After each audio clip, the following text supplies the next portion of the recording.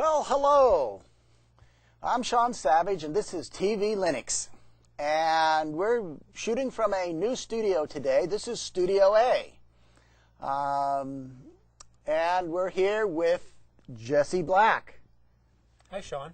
Hey, how you doing? I'm doing great. So what'd you think of the food today? Oh, it was delicious. Yes, it was sponsored by Super Car Wash. It's a car wash on Powell on 82nd between Division and Powell. Oh, well. They're our new sponsor. Yeah, thank you very much. And they gave us money so we can buy real good food. So that was good. We're still working on getting some of the bugs worked out here. As you know, TVLinux is a highly technical show. So we're trying to get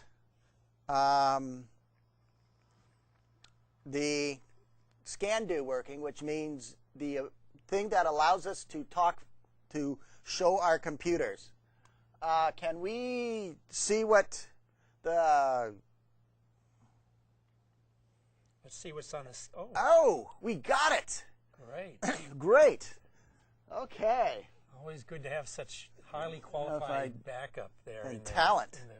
In the booth. And this thing, so, okay, let's start. Okay. And I'm going to be doing the Mozilla Minute today and the Nerd News. So, Jesse, what are you going to be talking about today? I'm going to be demonstrating VirtualBox. Over the past few shows, we've been showing various virtualization products, and virtualization products allow you to run one operating system inside or beside another operating system. And last show we did VMware, and we also did an emulator called QEMU. And today we're going to be doing an open source virtualization product called VirtualBox. Very good. So what I'm doing is right now I'm loading the Nerd News for things. What I had to do is I had to reset the computer because it just wasn't showing up on the scan-do. Okay. And people familiar with business meetings know this situation when you hook up your laptop to the projector and there's no signal. So we had no signal there for a little while. And a reboot seems to have fixed that. Yes. And now you're reloading the Nerd News items. Yes, the Nerd News. So I guess let's go to the Nerd News.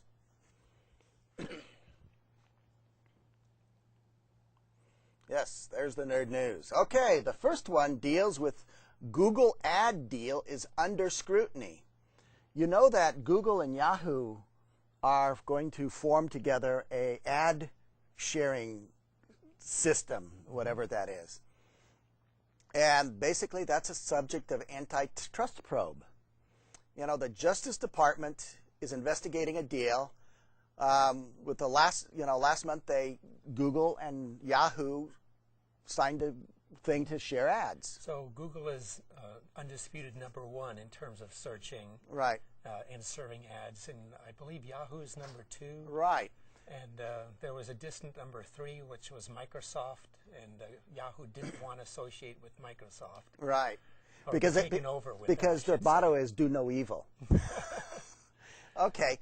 Well, now combined, they have about 80% of the advertising on the web. Mm-hmm. Now, considering Microsoft has a 95% desktop monopoly, mm-hmm. Why aren't they going after Microsoft? So, well, as a matter of fact, Microsoft was found to be a monopoly in computer operating systems. Back in 2002, yeah. Right, back when about the time we started this show, I believe. Yeah. But they're still a monopoly, and they're still, doing illegal things. So, I think that's more important to me, because with ads, if you don't click on them, you don't do anything. Well, Shaun, I think the issue here is that it's not just who gets their ads placed, but some of the search engines monitor your web behavior so as to give you more relevant ads. And then the question is, well, if they're keeping track of our preferences or where we go or the types of pages we visit, how long do they keep that information around? And are they collecting information about us that we would rather keep private? They used to do it 18 months. Now they're doing it 9 months. There's a story on this. Okay. Or there was a story. I could find it. Okay, so anyway, that's the big thing, is that Google is under investigation. Now, here's a good one that I really like. Evaluating the security of electronic voting systems. Okay? And this is about Sequoia. Scan do, please.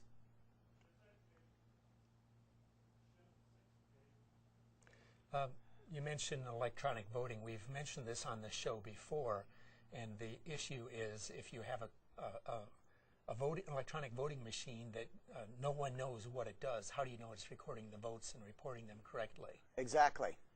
And what I can do is I can show a fairly long video. This video represents an attack against a Sequoia voting system. This attack and its variants are examples of the different ways in which the system can be compromised. So there's a video that you can go to that will show you how it can be hacked, and which shows you how insecure the voting system really is. If I remember correctly, several governments have decided to go away from electronic voting machines and back to paper systems because they have more confidence in the accuracy or the process behind. Well, it maintains a log. There's an audit, and that's what counts. So if there's a question, we can go back and actually recount the ballots. Yeah.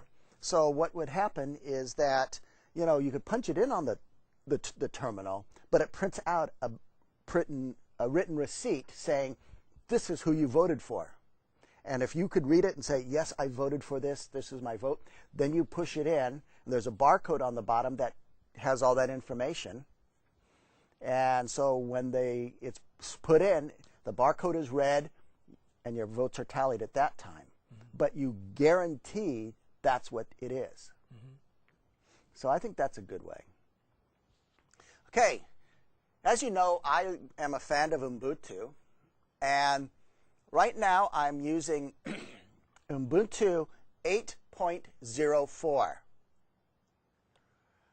And the next one will be Jaunty Jackalope. And I have Hardy Herring on my system, and the next one will be Jaunty Jackalope. So what happened to the letter I? H-I. Inky Ibis or something. Inky Ibis, yes, because that's the 8.10. Okay. And that will be a long-term one. So, and this is really speculation.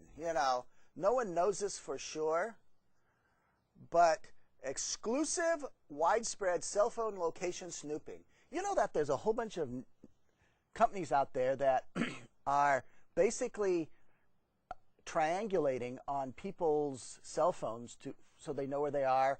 Like kids, you could sign up with Kid Finder, so you always know where your kid is. And in fact, this feature is mandated in cell phones to support 911 capability. They need to know where you are when you call, right? When you call. Right. So what they're asking here is the NSA using this information to track individuals? And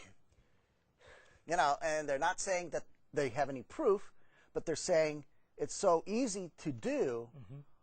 Why aren't they?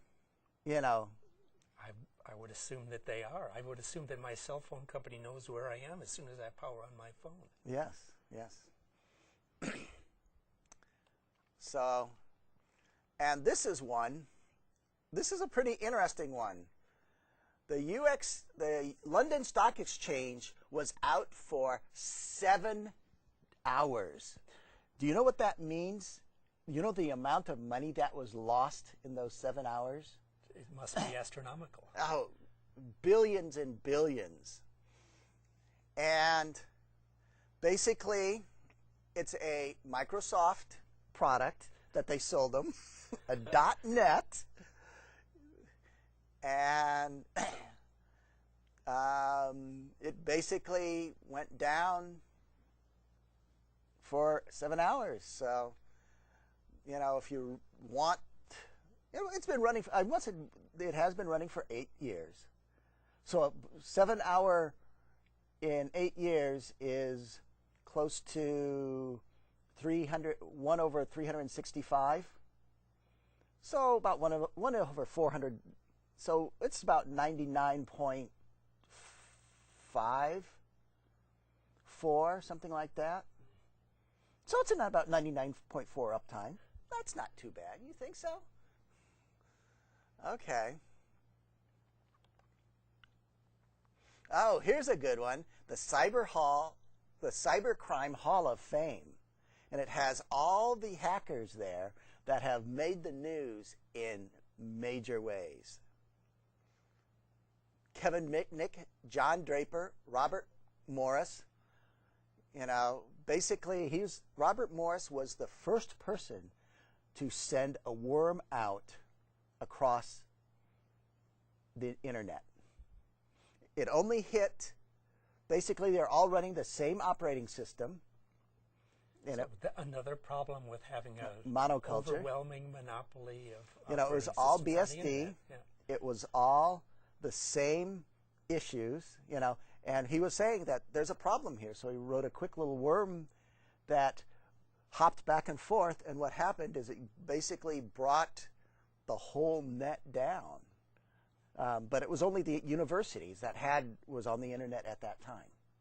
So it really wasn't, you know, didn't affect anyone except universities and got a lot of people pissed off. But it was useful in showing that there was a problem that needed to be fixed. Yes. Basically, they signed probation, community service, and a fine of $10,000. He was a student at the time. So that was a lot.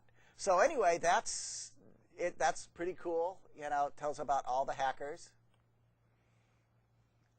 Okay, iPod is a really hot thing nowadays, right? Well, iPod roots trace back to the 1970s in the UK. So it's really nothing new. In 1979, Kane Kramer from Hertfordshire filed a patent for a digital music storage that played 3.5 minutes of music on a solid-state SIM, limiting options to just one single short song. Well, it's the start. It was a start. And it was expensive back then. Yeah, yeah. And so what happened is he tried to go, but it didn't go. Well, someone sued Apple for patent infringement.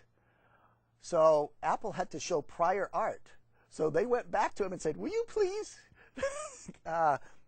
testify for us that you did something like this before? So they won the case, but now he's sort of saying, wait a minute. So the iPod is nothing new.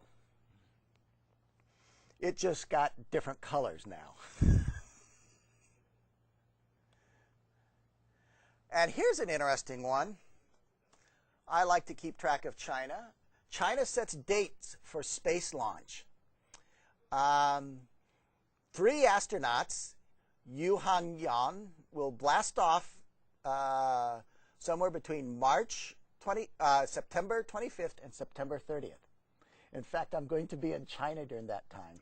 Cool. So I'll probably hear a lot about this. Oh, they're in space. And I was, yeah, okay. No, that's good. It is. You know, China's basically the 3rd country to send manned missions to space. You know, the first one was United States, second one was Russia, and the third one, China. So this is pretty, significant thing here. Now, Here's something that really is bad. This is on the EFF website. Massive takedown of anti-Scientology videos on YouTube. You know, Scientology, it's that crazy cult that believes that the reason why we're messed up is because of 90 billion things running around our head. I mean, talk about strange. But anyway, there was 4,000 letters, takedown letters, citing DCMA to Digital Copyright. Digital Millennium Copyright Act. Okay. Claiming all these things violated the Church of Scientology. I mean, that's a great idea. So if I had a religion and I could claim copyright on it, and if someone posted something that was against it, I can order it taken down. Well, but it gets interesting. My next article is bogus anti-Scientology DCMA notice has sent to YouTube, linked to Wikipedia users. First of all, the company that sent it is not an official company. Had no official relationship with Scientology. It is a guy who is a Scientologist sent these letters using a phony company. Interesting. Okay. Well, so anyway, all those videos are back up. Freedom of speech reigns. So that's an interesting thing. And he's probably going to get into big trouble with this too. So anyway, Shaun, before we get off of Nerd News, I'd like to back up one story before our phone lines start ringing off the wall. I googled first astronaut, and there's an article here that says that there was a Soviet astronaut, Yuri Gagarin, who was the first in space. Okay. So it's Soviets first. Soviets first. Then the U.S. and now China. Okay. How about the European Space Agency? They've launched. But they don't think they've done any manned things. Oh, okay. Okay. Thanks for clarifying. Well, thank you for clarifying. You know, we don't want to say anything wrong on TVLinux. Okay. So what we've got is that's TVLinux.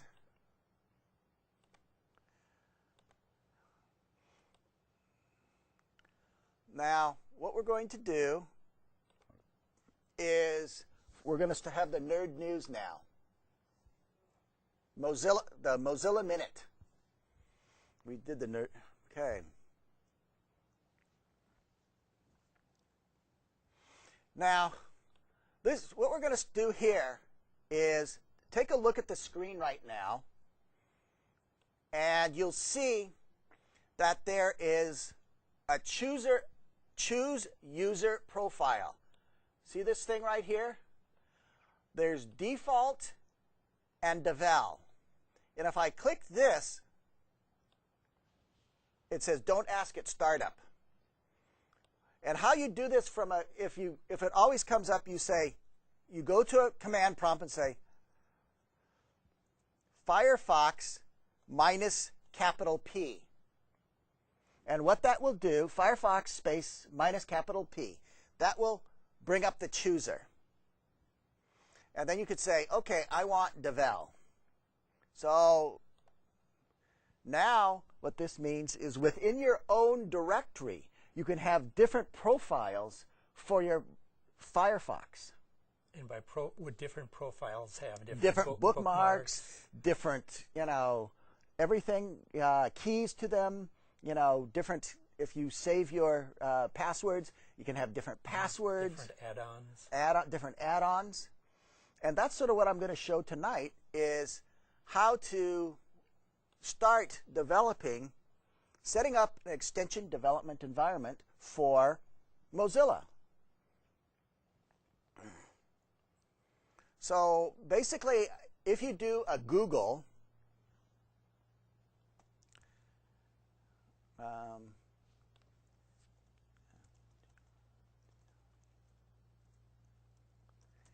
if you do Google, and do build Mozilla extension,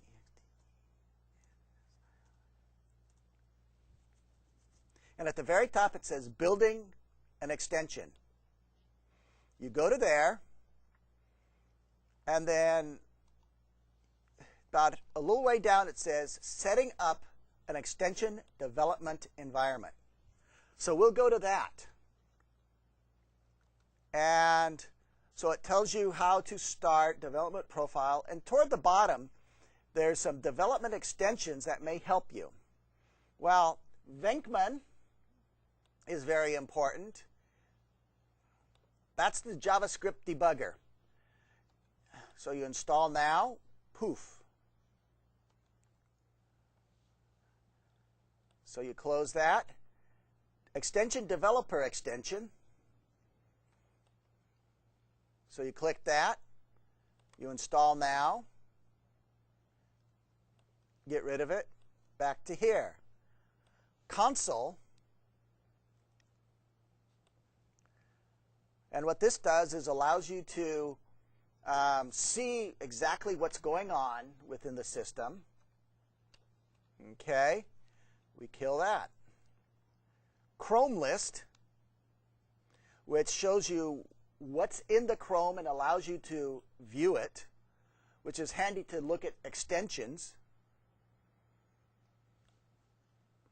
Firebug, that's basically you can see DOM, you can see HTTP, things like that. So that's getting loaded.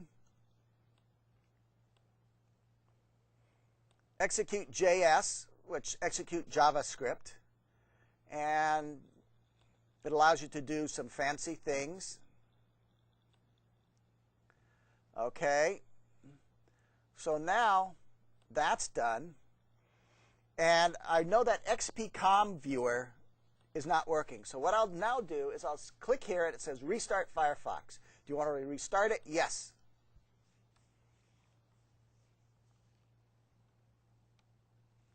Okay, now I have all these extensions installed. So now if you want to look at them, you go up to Tools, Explore Chrome. And these are all the different extensions and modules that are here within this browser now. And I can take a look at that. So anyway, I want to show you, that was the how to set up a extension development environment. So, and also showed you how, even if you don't want to do that, you can have different profiles as a single user when you're browsing the web. So that may allow you to keep your identity hidden by using one profile for one thing and another profile for another. Mm-hmm. Okay. Well, thanks for that, Shaun. So now you're going to show us the VM. Right.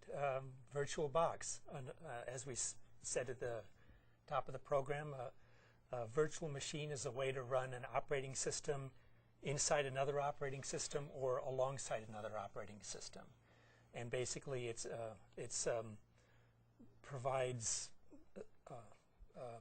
a shell around the guest operating system so that, in fact, you can start multiple guest operating systems running within another operating system. And I'm also running Ubuntu 8.04 right now. And I'm just going to, one of the reasons I like Ubuntu is because it's so easy to use. It has a very simple English language menu system. So I'm just going to go to Places. I'm going to go to my Documents. And I have some notes here on the side that's going to help me along. I'm going to start up a presentation which I may fall back on later in the demo. So I'll bring that up.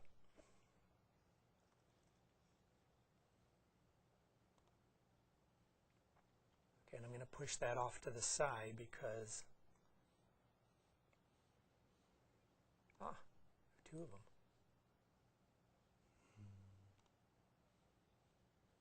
I'm just going to push that off to the side so that we can, so I can show you live, and we'll revert to the presentation as needed. Push that off to the side there. And so what I did today and what I'm going to demonstrate for you is I've installed VirtualBox running on Ubuntu. In other settings, I've installed VirtualBox inside Windows XP as well, and then installed multiple Linux operating systems inside virtual machines running inside of Windows. But today we're going to do it this way around. Our host operating system is going to be Linux, specifically Ubuntu, and our guest operating system is going to be Windows XP. Ooh. So the first thing I did was we needed to install the VirtualBox packages. And the software installer on Ubuntu is called Synaptic. So I'm going to go up here to System, Administration, and then I'm going to scroll down here to Synaptic Package Manager, and I'm going to start that up. And it asks me for the password. This is a security feature, so I'm going to type in my password to my user account. And it just verifies that I really am out here as opposed to something automated running in the background that might be trying to do something without my knowledge. So I'm going to click the search button, and then I'm going to search for VirtualBox. And we're going to see what it finds. It's searching through 24,000 packages to see which ones are relevant to VirtualBox. And one of the differences between most Linux operating systems and Windows XP is that there's one set of repositories, the Ubuntu repositories, which has all that software in it, as opposed to with Microsoft, you have to hunt here or there for applications. And you usually have to buy it. And you usually have to buy it. But this is free to download for any Ubuntu user or someone who has access to the Ubuntu repositories. VirtualBox is the company that made VirtualBox was recently acquired by Sun Microsystems, or at least they bought the VirtualBox product. And they're making the open source edition available for free still. Sun says, if you want to run this in the enterprise, give us a call. So their salesman will contact you. So the search has come back from Synaptic. 65 packages were found. And the top one here is listed as VirtualBox-OSE, which is I'll just click on that and get the description.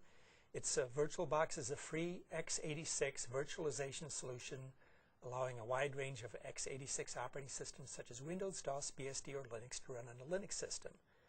This package provides the binaries for the open source edition of VirtualBox. So as you see, there's a green box up here in the upper left, and that means I've already installed it, which I did earlier today. But if not, it would just be a matter of clicking the box and then applying the changes. VirtualBox would be downloaded and installed. But I've already done that, so I'm just going to close out of Synaptic right now. Okay, so that's how you install the VirtualBox Open Source Edition. In Ubuntu, it's very easy to do. And so now let's see where it shows up in my menu system. In the top left-hand corner, there are applications. I go down to System Tools, and then over to VirtualBox OSE. So I'm going to click on that, and it's going to bring up VirtualBox. Okay, this is the VirtualBox window. There now is one virtual machine saved here. It's highlighted in blue. If I wanted to create additional virtual machines, there's the New button up here in the very upper left. On the right-hand side, it's showing me this highlighted system, and it has a name, which I gave it earlier, WinXP, an operating system type, Windows XP. Base memory, which is the amount that I asked for previously. It has things like the boot order, things that people typically have to deal with when installing an operating system. Has a hard disk, a CD or a DVD-ROM, a floppy that's not mounted, audio networking, serial ports, shared folders. These are all characteristics of this virtual machine that I created. So there's 302 megabytes of main memory. Right. So let's just go through the procedure and see what it looks like. I'm going to click on the New button. Welcome to the new Virtual Machine Wizard. And it asks me to give a name for the machine, and I'm going to call it 250 megabyte machine. I don't know what it, and it allows us to choose the operating system type. That's just a name up there, by the way, 250 megabyte operating system type. And let's see what kinds of guest operating systems they're prepared to support. DOS, Windows 3.1, 9598, ME, NT4, 2000 XP, 2003, Windows Vista, OS2 Warp. So now you can have a virtual machine to run your OS2 Warp. VMware doesn't have OS2. Linux, various kernel versions, FreeBSD, OpenBSD, NetWare, Solaris, and L4, an operating system I don't think I've heard about before. L4? L4, sounds interesting. We'll have to check that out. Well, let's say that I'm going to install Linux 2.6 there, and I'm sure it's going to make some kind of customizations that make it easier to run Linux 2.6 on there. So I'll click Next, and now it's asking me to choose a base memory size. And it's recommending that I have 256 megs of memory. But I told it that I had only 200. I named this thing 200, so I'm going to back it off a little bit and say Next. And now it says, well, what do you want for a hard disk? So I'm going to choose a new hard disk. I'm going to create a new hard disk, and this is, of course, a virtual hard drive. It's saying, what kind do I want? Do I want a fixed size one that's automatically the correct size? Or do I want a dynamically expanding image? So I'll choose dynamically expanding. So it starts small and it'll grow. And I know I'm just going to put on a little Linux system. So I'm just going to make a, let's say, about a 4 gig system. I'm going to click Next. And it's telling me where it's going to make my virtual disk image. It's in my home directory in a folder called .virtualbox. And it tells me that it's the 4 gigs that I chose. And so I'll click Finish. And yes, that's the one I'll use. So I'll click Next. It's going to create a virtual machine with the parameters that we just set up. I'm going to click Finish here. So now, back in our list of operating systems, in addition to Windows XP before, I have another one called 250 MB, and it's powered off. And on the right-hand side, we see under CD, DVD, ROM that it's not mounted. What I'll do is I'll click on that, and it's saying, what do I want to do? Well, I want to mount a CD or DVD there. And as you can see, I have two choices. One is I can use the existing hardware DVD that's on my computer, which is selected now, or I can choose an ISO image. If I click here, it'll allow me to select an ISO that's been downloaded. Now, as our frequent viewers know, we often, the typical way to get a Linux distribution is just to go to one of the Linux distribution sites and download an ISO, burn it to a CD, and then boot from that CD. Well, with VirtualBox, you don't need to do that. You just choose ISO image. You navigate to wherever the ISO is, and then use that. But I don't have one on this computer yet because I've been using CDs. So I'll do that again. So I'm going to take out my CD. And is that Windows? This is damn small Linux, okay. DSL version 2, certainly not the latest one, but it's a nice small Linux system. So I'm going to use the host, a CD DVD drive, and click OK.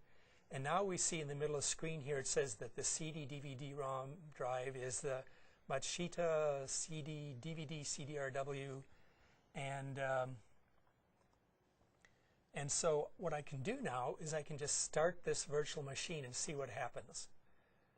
So the first thing it does is warn me that you have auto capture keyboard option turned on, and it's warning me that if I ever want to get my keyboard and mouse back from the virtual machine, in other words, do other things on the host operating system, the host key is currently defined as right control. So the right control key to the right of my space bar Okay. will free up my mouse and keyboard.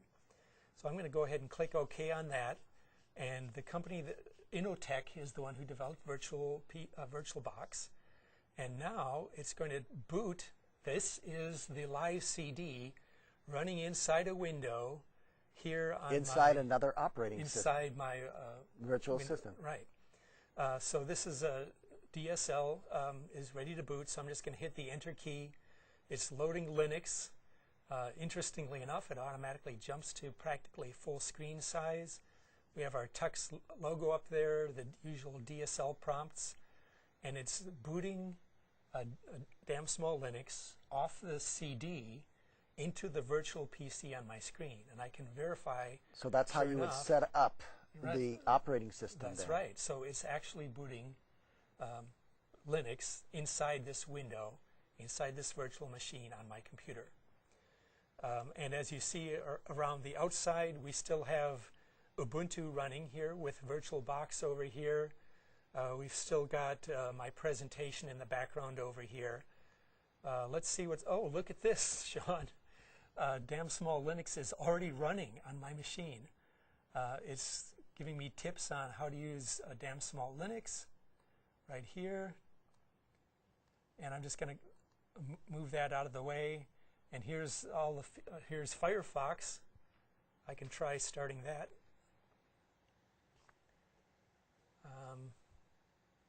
I forget if I need to single click or double click here. Oh, there it is, Firefox. And sure enough, I can go to Google, google.com. And there we are running Google inside of Linux, running inside of Linux. Now, if you put a VirtualBox in this operating system, can you run another virtual system inside of this? Yes, I think I could. So that would be VirtualBox, a virtual PC, virtual computer inside a virtual computer inside Linux or Windows operating system. Linux. Only Linux. What else is there? So what I'm going to do is I'm going to hit the right control key because that's frees my cursor outside this window, and then I can go back here and shrink that.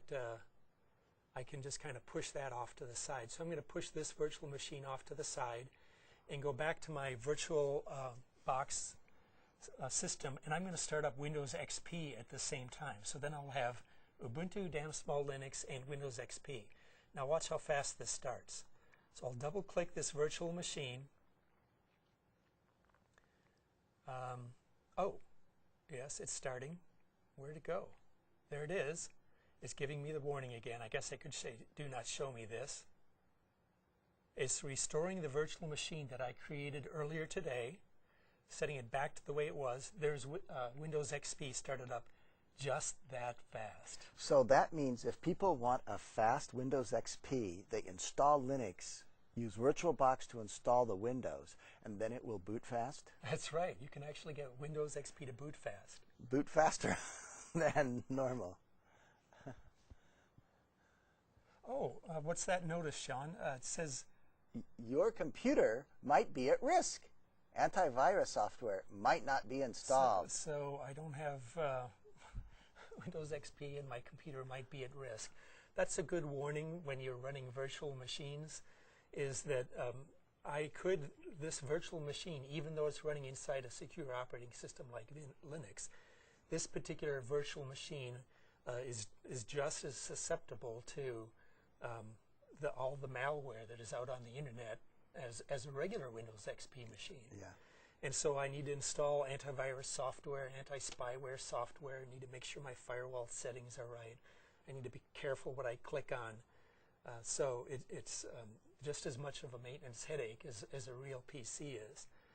But there is one advantage in that if this machine gets screwed up by malicious software, all I need to do is power it down and tell virtual PC to forget any changes since the last time I saved. In fact, I'll do that now. I need to once again click the right mouse right control key to get myself out of the virtual machine, and I'll just click the X to close the window, and it says close virtual machine. What do you want to do? Save the machine state, or send it a shutdown signal so it shuts down in an orderly fashion, or I can simply power off the machine and revert to the snapshot that I used most recently, and that's what I'm going to do. So I'll just click OK, and it'll forget anything I've done since I booted my PC. So if I did get malicious software, or if I screwed up the settings by installing a bad device driver, it just all Wipes goes it away. out. Cool. And shuts down the machine. That's excellent. Yeah, it's better even than hitting the power switch. Yeah. On a But Windows because on machine. Windows machines, it will save it. Well, yeah, or it's sort of the damage is already done. Yeah, It's yeah, on your hard drive. Well, this reverts it back to the way it was when I started it up earlier. So that was an example of having Windows XP, damn small Linux, all running inside Ubuntu. That's excellent. That's excellent. So, how easy is it to duplicate? So you've got damn small Linux there, right? Mm-hmm. Right. How easy is it to duplicate that and make another copy of that? Ah, glad you asked that question. I'm going to go, let's see if I can find the answer for you. I was digging around on my system earlier. Oh, there's a damn small Linux still running. It's still running in the virtual PC, and I haven't actually installed it into the virtual hard drive yet. But I'll just minimize that. And I'll go to Places. I'm going to go to my Home folder. And what we see here is the usual assortment of folders like desktop, documents, music, videos, pictures. What I'm going to do is I'm going to say View, Show Hidden Files. And here amongst, it shows files that are whose names begin with a dot, which is the Linux way of hiding things. Windows doesn't have a way of doing that? It has a way of hiding things, but it's not by, there's an actual file attribute that you can set for hiding things as opposed to using a dot. So here right in the middle now, there's .virtualbox, and I'm going to look inside there. And inside there are two interesting folders, one called Machines and one called VDI.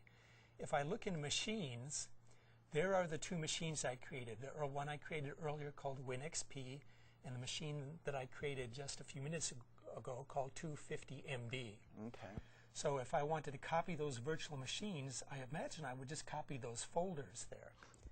Now let me back up to VirtualBox folder again and go into the VDI folder. And there are the two machines defined, or the two virtual disk images, VDI, and one of them is called WinXP.VDI, and one of them is called 250MB.VDI. And these are, let me view those with details. View as list. And these virtual machines are actually quite small. The 250 MB is only 17 kilobytes in size because I said make it an expanding one, and I haven't actually put anything in it yet. So it's still very small, and it would grow to the size that I needed if I was installing damn small Linux or any other operating system. Now, I happen to know that this partition that I installed Ubuntu on is really short on space. So instead of installing on this folder inside my home directory, I actually copied this VDI file, the winxp.vdi, and put it on this at my external USB drive. Now this is right over here, one of these 2.5-inch external hard drives, and I copied that file over here into a folder I made called VirtualBox. I made a folder called VDI, and there's the actual winxp.vdi, and I'll do the properties on that, and we see that that is 1.4 gigabytes in size. So I actually ran that Windows XP off of my external hard drive. Okay. Which is another advantage of having a virtual machine, because instead of some operating systems insist on being installed on the hard drive on your computer, whereas with a virtual machine you can put that virtual disk image basically anywhere. You could put it on a flash drive, you could put it on an external USB drive, you could put it on a network, you could put it on other partitions on your disks in your computer. So you can move that virtual disk image around and then point your virtual machine at that one and start it up. Okay. Excellent. Well, I have done a little research on how to duplicate a machine. Okay. Using VBox. You need to go into a terminal. Okay, I'm going to switch over to your computer. Well, I don't have it installed. Oh, okay. Oh. So I'm going to tell you how. Okay. Okay, pull up a terminal. Okay, a terminal. That would be under Applications, Accessories, Terminal. I like their menus are actually written in English for Yes. humans. Okay, here's my terminal. Okay, you want to type VBox Manage. VBox Manage. Okay. And you want to do clone VDI. Okay, VBox Manage. Space clone VDI. VDI. And then it's space 250 meg. Okay, I need to be in. Do I need to be in the correct folder? I do not know. 250 MB. MB, and we will. What case is it? I think it's clone VDI, file name, output file name. Incorrect. Oh, I need an output file name as well. And we're going to call it new VDI. Okay. Okay, that didn't work. Home DG VirtualBox VDI 250 MB file not found. I must have got the case wrong. Let me just go check what the correct case was for that. 250 MB.VDI. Oh, it looks like I typed it right. Let me bring that up again. 250 MB.VDI. New VDI .VDI, I guess.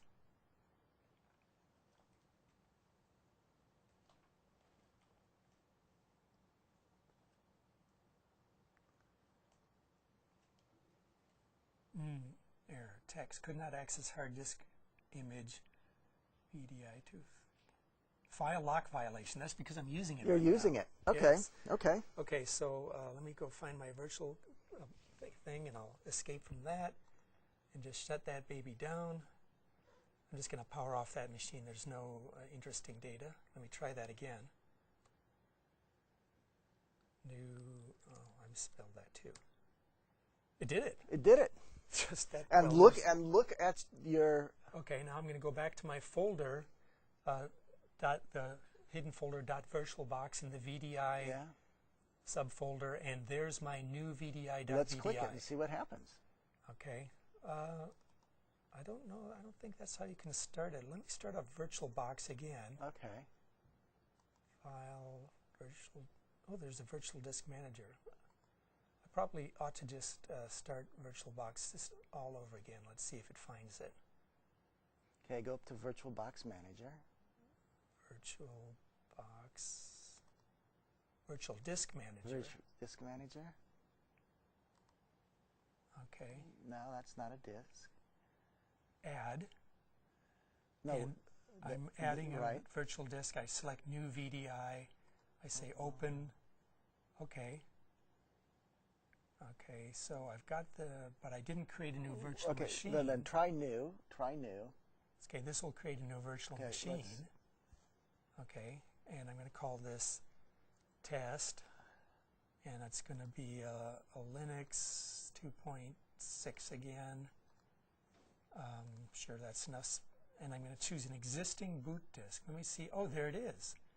New VDI.VDI. Select. Next. Finish.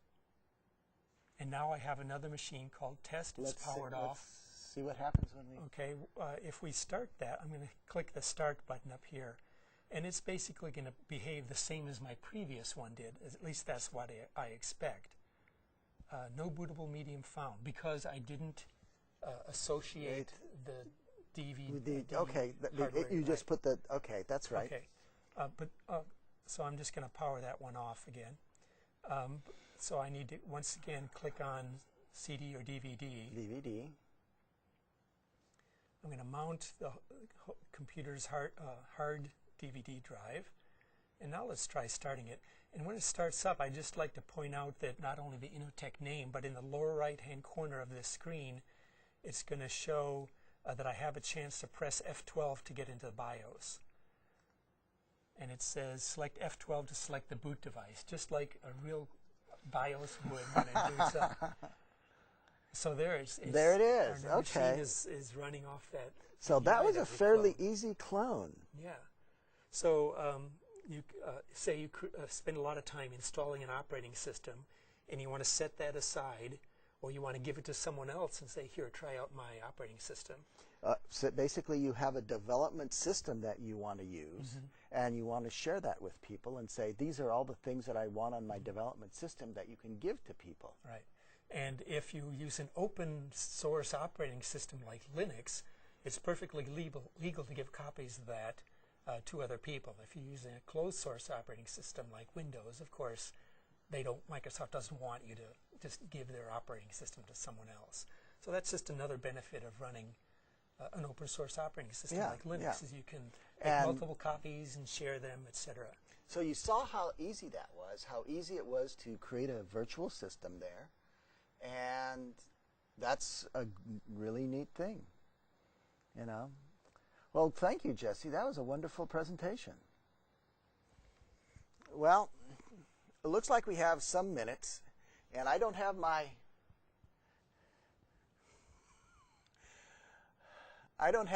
phone today. So, okay.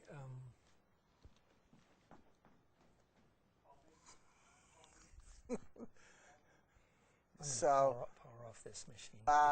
There's a neat, you know, I bought an EEPC. It's one of those tiny things. Oh, yeah. And what I did,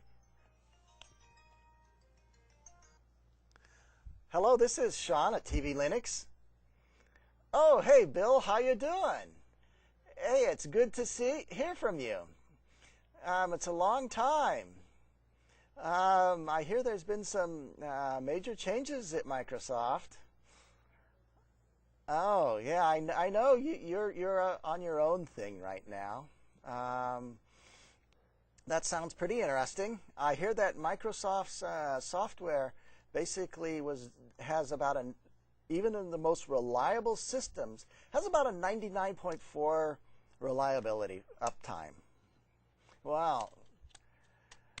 You know, and we're not talking about the average user. We're talking about a professionally maintained software, about a 99.4 uptime. So none of this 5.9 stuff for Microsoft, right? Good. I'm glad to hear that. Yeah, okay. Well, I know a friend of mine has a Linux box that I installed about 5 years ago. And it's a sort of like a Fedora Core 5 or 6, and it has been running since then. I mean, so, you know, I'm not saying that it's been powered on all that time, but it's been up and running all that time. Well, that sounds good. I better go. We're toward the end of my show. You know, I would like to have you on the show one time. You know, yeah, my people will call your people. Real good. We'll see you later. Bye. So that was my friend Bill. He thinks that 99.4 is not bad reliability. For Windows, for Windows, very good. Yeah, that's pretty good. You know, considering that most, you know, and I'm looking, I guess it's a little better than that because I guess there's 24 hours in a day, but the stock market's only up for about 8 hours, right? Yeah. So you only need it available when you actually want to use it. Right, so. Right. So, you know, it's only really needs to run about 8 hours. So it may be closer to 99.9, but that's pushing it. Okay, anyway, I want to thank the show. I want to thank our producer, Darkwing International Productions. There they are. You can see how official they are. And that's the control studio in A. And you can see how neat it is. You can see me on the screen there. Yeah. So see, yeah.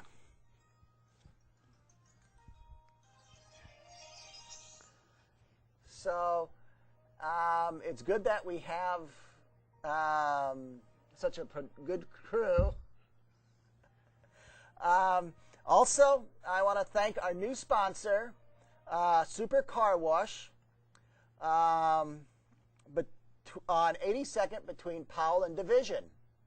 And do you know why going to a car wash is better than doing it in your driveway? Tell me. Well, when you do it in your driveway, all that grease and grime and and car stuff goes down the drain and goes into the environment, yeah, into the watershed. So whereas the car wash has a sump for it and does all the cleaning of the water before it is returned to the. 1 minute. Okay, and we've got 1 minute left. We're going to have credits coming up pretty soon. Thank you very much for watching. The show today was on Mozilla Minute, was the creating a extension development environment, and VirtualBox. And VirtualBox, the open source virtual machine system. Yes, it was quite good. And did you know hackers use it for at DEF CON? They create virtual machines, and then these virtual machines get attacked, and when they find it's compromised, they shut it down immediately and bring a new one online. Just one of the many uses for Yes.